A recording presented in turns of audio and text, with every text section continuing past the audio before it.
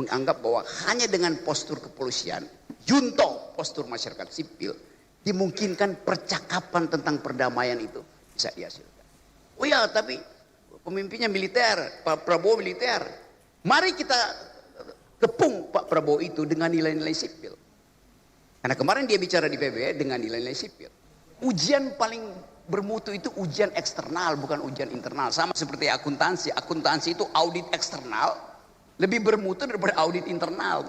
Demikian juga kalangan kepolisian tuh. Audit masyarakat sipil terhadap kepolisian lebih bermutu daripada audit internal yang dilakukan oleh fungsi-fungsi keirjenan di sini. Nah, ini sebetulnya kita lagi audit eksternal tuh. Itu intinya. Tetapi sekali lagi, audit di dalam urusan demokrasi harus basisnya argumen, bukan sentimen. Ngapain mengaudit polisi dengan sentimen? Auditlah dengan argumen. Force of the better argument, itu dasarnya tuh. Jadi sekali lagi saya percaya bahwa pertemuan kita di sini untuk mengaudit kepolisian dengan dua prinsip. Satu, sudahkah kepolisian menyempurnakan proses reformasi dengan mentransvaluasi nilai-nilai di dalam dirinya sendiri? Apa nilai polisi? The supremacy of civilian value. Itu yang pertama.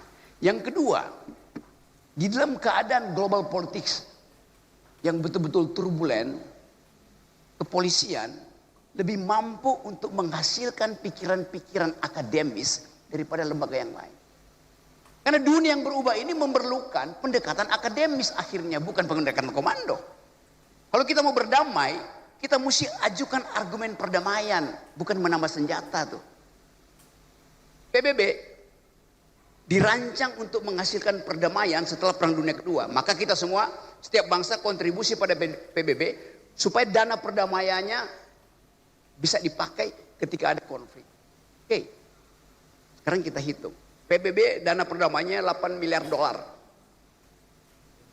buat menjaga perdamaian. Tetapi dana militer sedunia hari ini 18 triliun dolar. Artinya pasti akan ada perang. Kenapa?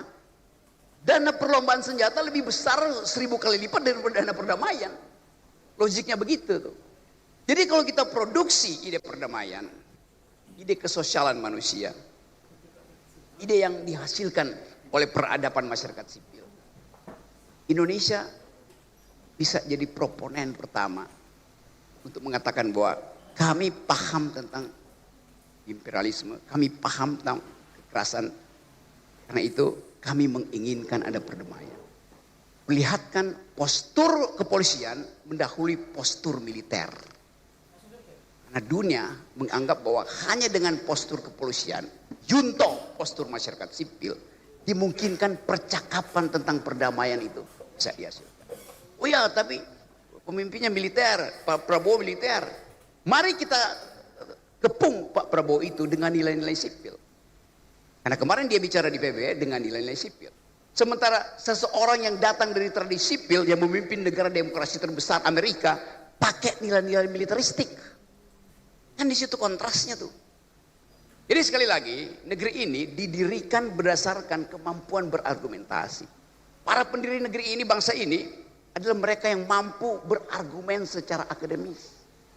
Haji Agus Salim, nggak ada yang bisa lawan Haji Agus Salim kalau lagi bikin retorika. Nggak ada yang bisa lawan keterjaman Sultan Syahrir dalam diplomasi. Nggak ada yang bisa lawan Soekarno dalam upaya untuk mengingat-ingat sejarah kolonialisme. Nggak ada yang bisa lawan Natsir kalau mendalilkan hubungan antara Islam dan demokrasi. Negeri ini dihasilkan oleh kaum yang berpikir. Kenapa sekarang kita dikuasai oleh para baser? Itu masalahnya kan.